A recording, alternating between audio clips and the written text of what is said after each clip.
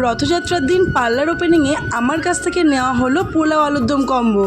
কালকে ছিল শুভ রথযাত্রা। ওই 11টার দিকে স্নান ধান করে রেডি হয়ে বসে পড়েছিলাম রান্না বান্না করার জন্য। কাস্টমারের কথা অনুযায়ী একদম কষা কষা করে আলুর দমটা রান্না করেছিলাম। ওদিকে পোলাও বসিয়ে দিয়ে আমি আলুর দমটা প্যাকিং করে নিচ্ছিলাম। আলুর দমটা প্যাকিং হয়ে গেলে পোলাওটাও আস্তে আস্তে রেডি করে নিলাম আর প্যাকিংও করে নিলাম।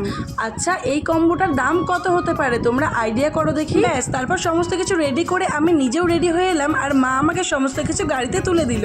আর আমি এই জুতোটা কালকে কিনেছিলাম, তাই তোমাদেরকে দেখাচ্ছিলাম। আর এই জুতোগুলোর নাম তোমরা জানলে আমাকে অবশ্যই কমেন্ট করো। যেখানে খাবারের অর্ডার ছিল সেখানে সব খাবার দাবার নিয়ে তারপরে পৌঁছে গেলাম। তারপরে চলে এসেছিলাম আমার পাশের বাড়ি এক কাকা নতুন দোকান করেছে সেখানে। দোকানটি আমাদের দোগাছি বটতলাতে, একদম কারোর চিন্তা অসুবিধা হবে না। দোকানটির নাম হলো নিউ ফ্যাশন। অনেক ভালো ভালো কালেকশন আছে, সবাই এসে ঘুরে যেয়ে অবশ্যই। তারপরে আর কি রান্না বান্না সমস্ত কিছু করে সন্ধ্যাবেলায় দোকান পাতলাম আর বেচাকেনা শুরু হয়ে গেল।